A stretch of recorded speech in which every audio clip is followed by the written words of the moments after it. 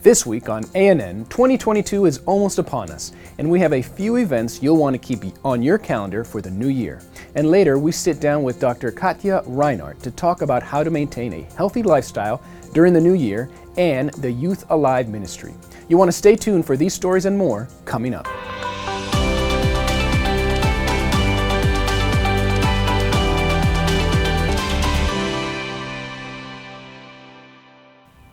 Thank you so much for joining us this week.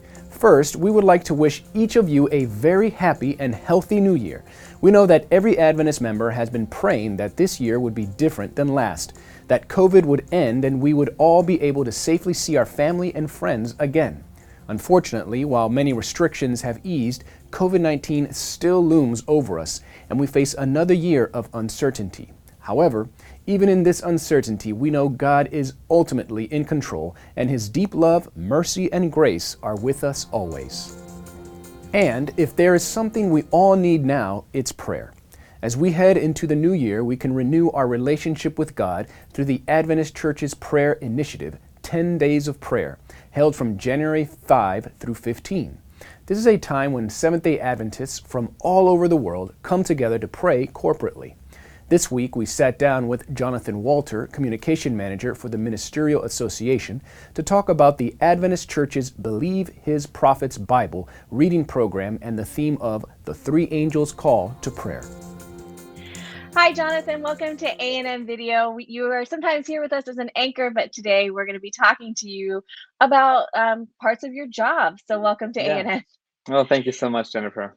A little bit later in the program, we're going to talk to Katia Reinert about health. And so once we enter into the new year, people have a couple things on their mind. And one of them is getting healthier. But we also, as Christians, we want to know how to enhance our spiritual health. And we're going to talk to you about two ways to do that, through prayer and Bible study. Yes.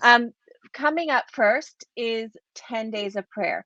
Can you tell us a little bit about what 10 Days of Prayer is now and what the theme will be for this year? Sure. So the 10 Days of Prayer has been going on for about a decade now, actually a little longer than that.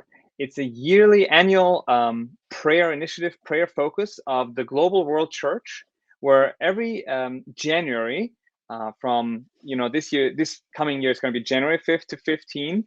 For 10 days, we have a special emphasis on prayer, united prayer, where we, come together as churches, church groups, prayer groups, online or in person, whatever the situation is, or just in family groups or individuals, to really focus on specific prayer emphasis every day. Now, this upcoming year, the focus will be on praying through the three angels' messages.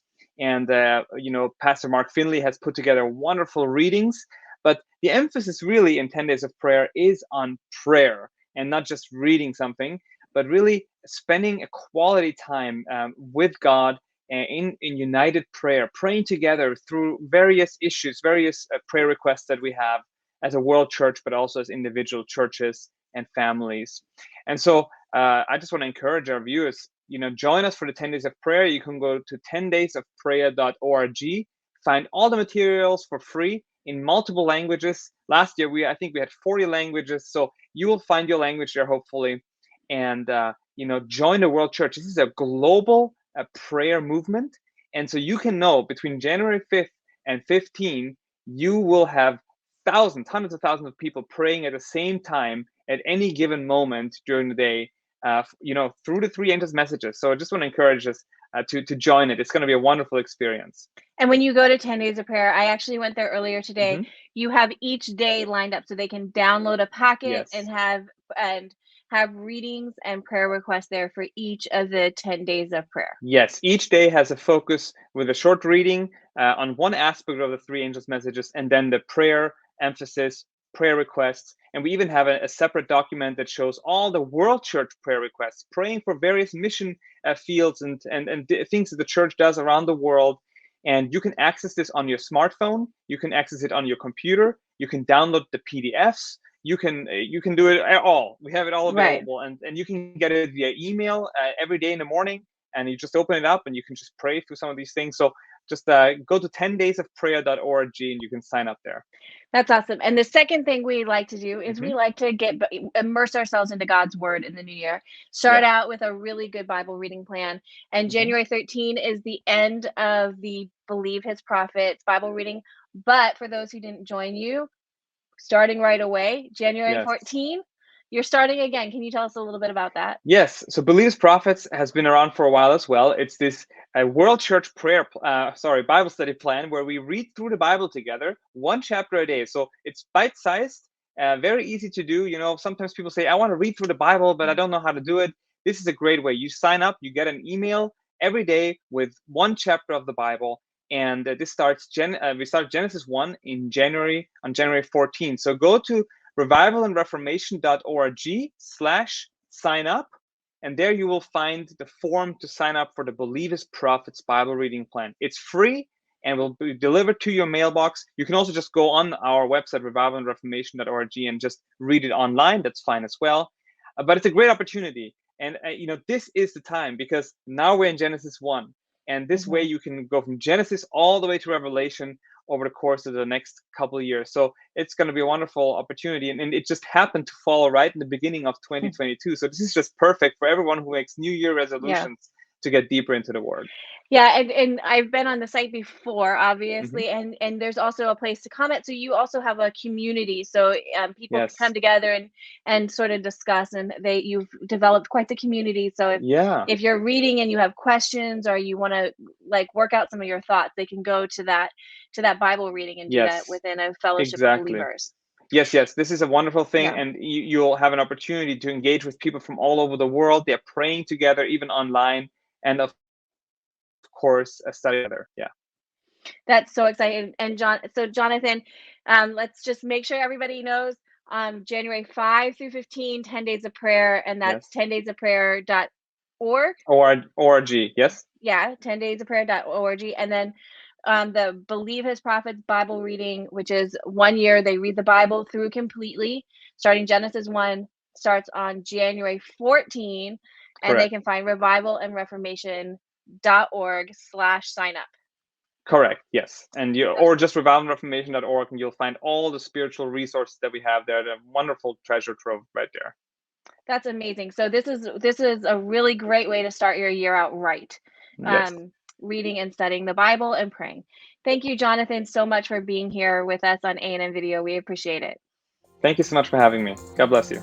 In each of our New Year's episodes throughout the past 10 years, that's right, 10 years of A&N, we have brought you a few things that you can look forward to in the next year. In 2022, we're still going to be doing a lot online, but that doesn't mean you can't participate. Here are just a few things to look forward to in the first half of the year. In one of our last segments, you heard the interview with Jonathan Walter about 10 days of prayer. Mark your calendar for this important time as the Adventist Church prays together from January 5 through 15. On January 13, the church will finish its Believe His Prophets reading plan. But don't worry, it will start again on January 14. You can find out more about this on revivalandreformation.org. On January 18, the Adventist Church will hold a special General Conference session with just one agenda item, to allow GC's session to be held online due to COVID-19 travel restrictions, which could impact GC's session this June in St. Louis. Make sure you keep an eye out for more information on adventist.news about this special session. The Children's Virtual Global Conference will be held January 27 and 28. You can find out more by visiting children.adventist.org. March 19 is Global Youth Day and kicks off the Youth Week of Prayer. On April 12 and 13, the Adventist Church Executive Committee will hold its annual spring meetings. And finally, from June 6 through 11, the Seventh-day Adventist World Church will finally hold its General Conference session. The meetings will be held in St. Louis, Missouri. You can find more of our special days in our events calendar on gc.adventist.org, and you can read more about these exciting news events at adventist.news. Coming up, 2021 has been hard, but we have some funny moments from A&N you won't want to miss. But first, we sit down with Dr. Katia Reinert to talk about how to maintain a healthy lifestyle in the new year.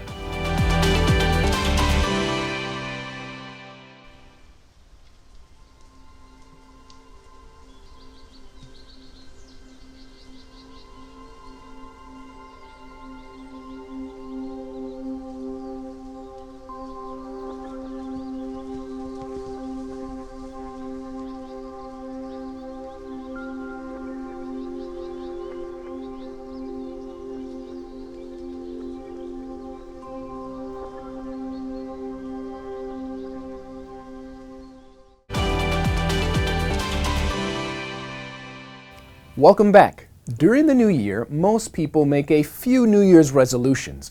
They want to renew their relationship with God, renew their relationships with others, and of course, get healthy. This week, we talked to Dr. Katia Reinert, Associate Director of Health Ministries for the World Church, about maintaining a healthy lifestyle and the mental health initiative for young people, Youth Alive. Hi, Katia. Welcome to ANN. Thank you so much for coming on today. Thank you for having me. It's always a joy to talk to you and be with you all with ANN. Earlier in our program, we talked to Jonathan Walter about 10 Days of Prayer. And as we get into the new year, there's a few things we start to do with our resolutions. We want to get closer to God. We want to renew our relationship with Him. We want to renew our relationship with others. But the big one is, everybody knows, I want to be healthy in the new year. We all want to change our lifestyle. If there's something about January and February, all the gyms are full. So I thought it would be great to talk to you about this. And I guess my first question is, as we're coming into the new year, if I want to get healthier and I need to start, and I've been living 18 months in the pandemic, and maybe, they say we should all be social distancing from our refrigerator a little bit more. What should I start doing in order to start being healthy? Wow. I think, of course, the first thing you need to do is assess the areas in your life that really you want to begin with. We have that list. I want to do this, and everything. And then we get lost because it's just a big list. Where do I start? So usually prioritizing and tackle, I would say, a couple of things at a time instead of the whole list at once. So look at what is the most important. So in the area of diet, let's say, pick one thing that would make the most difference for you, that you really want to consider. And then try to use like the SMART language. We talk about SMART goal, where it's something that is achievable, something that that you can actually do. Put a timeline to it. Specify exactly what it is you're going to do in that area. And then, monitor that along the way so that you see how it's going. If from 1 week to the next, it's too much, it's too big of a step, then cut back on your goal and change it a little bit so that it can be something that you can achieve. It's better to achieve something a little bit at a time instead of tackle the whole thing at once. So don't be like, okay, I'm going to go to the gym for an hour a day. I'm going to cut out sugar. I'm going to drink 10 glasses of water, and I'm not going to, whatever. I'm going to get up at 5 a.m. And this is after not having any health goals at all. You might want to think about taking one at a time. I would. Katia, go ahead. No, I was going to say, I would. You could even take a couple at a time. But as you plan for it, see one thing that can have synergy with the other and that you can achieve. Now, if you think, no, I can do this. I've already started doing this last year. I just fell short. I think I can do the 4 things. And you really evaluate it based on your experience right now. That's fine. But if you're starting fresh and you haven't done any of that, and it's going to be a big change, a new change, it's better to go one thing at a time. You and I have talked about this on ANN in depth, but one of the things people forget is sleep. And sleep, I wasn't going to bring this up, but I'm going to, because sleep actually impacts everything we just mentioned. People who get more sleep tend to eat healthier. They tend to be able to exercise more. They are just healthier in general. So if we're coming into the new year, I think nobody would think I need to sleep more. But what would you say to that person who maybe forgot to put that as their New Year's resolution? Yeah. Well, when somebody says, I want to sleep more, I guess the question is it more hours or more quality sleep? That's also an important element to think about, because just sleeping more, but sleeping all day and not sleeping at all at night may not be the healthier thing. So I would consider those two things.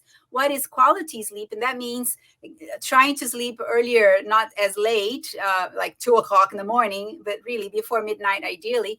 And then get at least your 7 hours. 7.5 hours is what research does show that should be the minimum amount of time for most people. Not 100%, but for most people. And so hours, but also the quality. When are you going to sleep? Exactly. And that was actually probably my one of my New Year's resolutions is to get better quality sleep, more regular sleep. I want to talk to you before we let you go about Youth Alive. Youth Alive is an initiative from the Health Ministries Department of the Adventist Church. It's something you're working very closely with, and it is specifically for young people. And I know, obviously, it's Youth Alive, so it is for young people. But it has to do with their mental health and relationships. Can you tell us a little bit about Youth Alive and what it is? Sure. Well, first of all, it's not just ministries. This is a collaboration of various departments. I happen to coordinate that for the Global Church, but youth ministries, family ministries, global mission, as well as youth and health, are coming together here. And schools, our education department. And so it's a multi kind of collaboration that happens with various departments. And the goal here with Youth Alive is to build resilience among youth and young adults in areas of risk. And this is risky behaviors, from suicide to other kinds of, violence and gang involvement, or even substance use or other kinds of addictions. Early pregnancy, that comes from intimacy, sexual intimacy before marriage. So all of these risky behaviors that young people are at risk for. But especially now during this pandemic, we have seen this huge amount of impact on mental health. So mental health has been a huge focus of Youth Alive. And basically, we talk about ways that we can build resilience among youth through relationship building with peers and with mentors, adults as well in their lives, through cultivating their spiritual journey, their relationship with God, also through service, engaging them in service opportunities. Yeah. And then lastly, also empowering them for leadership, empowering them in their skills. So we use the I-Core model for Youth Alive, where all these things come together in activities. And through small groups, we call them Youth Alive friendship groups, young people get connected with each other, with adults, with God, with purpose and service and all of this. Connection is so important, especially now during the pandemic. As you said, especially with young people and the mental health struggles they're facing. And I know you guys were working on Youth Alive before the pandemic, and it's one of those things that God really had their hand in, because how necessary was it for us to be involved in something like this during the pandemic, and especially focusing on young people and their mental health. So timely. We launched that initiative for mental health, and then we started to develop resources.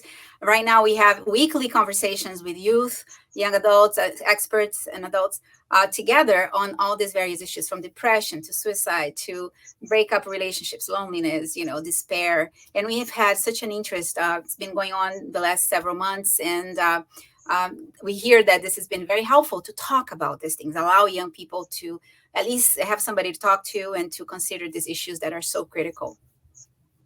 That's awesome. Where can people go to find information or to watch these conversations? So the Youth Alive Mental Health Talks, we call it, they are in our Youth Alive channel on YouTube. So it's Youth Alive channel. If you go there on YouTube, you'll find it. But if you want to have all the resources, just go to our portal. It's youthaliveportal.org.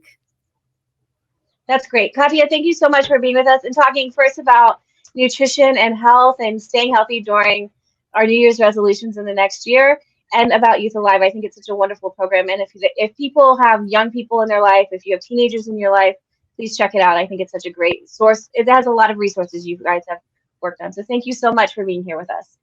Thank you, Jennifer, for the opportunity, and be healthy, be safe. We never imagined that we would still be home recording A&N Video in 2021. But because of the ongoing COVID-19 pandemic, we haven't been able to get back to the studio. Even online, we've had some funny moments. Here are our bloopers from 2021. I just lost all sound. Is it me or is it? It's me. Got it. Mm-hmm. Okay, so I'm going to mute him. Okay, once Thomas is done clearing his throat. All right. Another reason to celebrate. After 40 years. In December of 2020, ADRA shipped more than $1 million in medical support. I have a lot of trying to remember. Okay, I'm ready. I didn't breathe. You have to breathe, Kenya. I forgot to breathe. From the Director of Education for the I was so close. A new vision from God for their lives. Quick question. Was the phone just ringing? Yes, Maria. Is it on like Maria. is it on? Why? Help me. Yes, the phone was ringing loudly. Sorry about that. Coming up, David Trim is here for This Week in Adventist History. But first, Adventist Mission reminds us you're never too old to serve.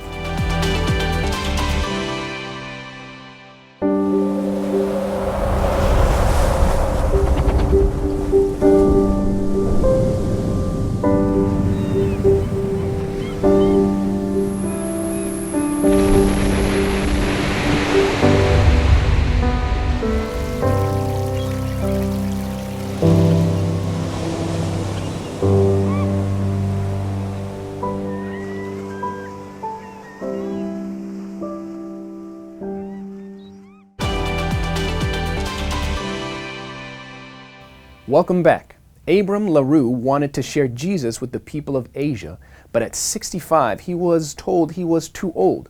He did not give up, however, and soon worked his way onto a ship going to Hong Kong.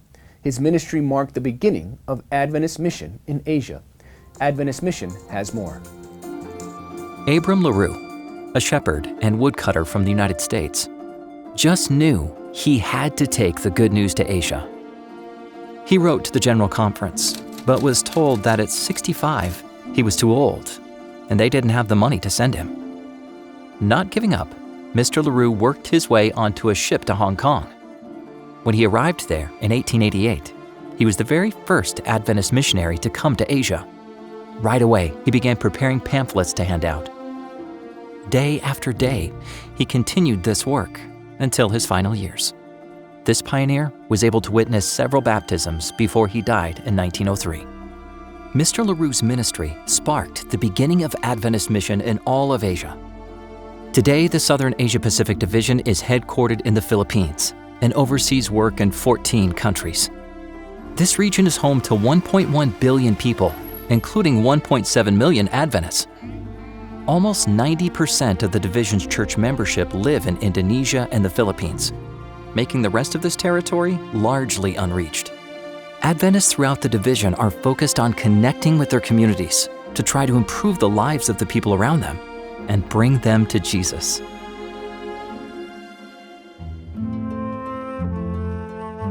In Laos, Adventists developed an urban center of influence to share about healthy living with people in Vientiane, the capital city. Recently, a business owner and their family learned about Jesus through the urban outreach of the church. The family decided to commit their lives to God through baptism, and recently they have invited Adventist pastors to perform a ritual to remove their idols, charms, and former worship objects as they surrender themselves solely to one God.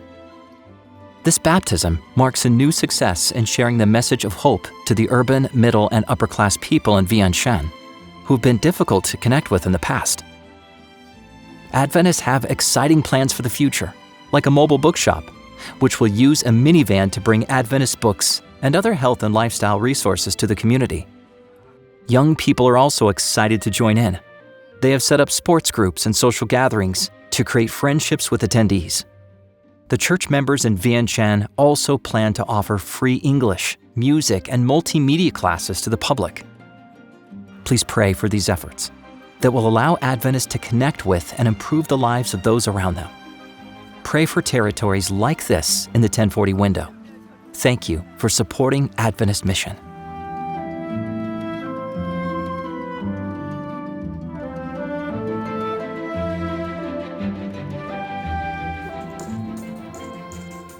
Watch this and other mission stories online by visiting adventistmission.org. Then click on videos at the top. And finally, for today's episode, let's turn to David Trim for a look at Adventist history. This week, the Greater New York Conference was organized. Welcome to This Week in Adventist History and to a new year. On December 26, 1908, Jessie Viola Bosworth passed away at only 44 years of age. Jessie Bosworth was briefly married, but essentially, as a colleague commented after her death, she committed her life to the service of God, and during all her life, devotion to the work of God and delighted its progress characterized all her way. Jessie started working for the church in 1885 in the Iowa Conference, playing a key role in its tract and missionary society in what today we would call literature evangelism. She eventually became secretary of the Iowa Conference.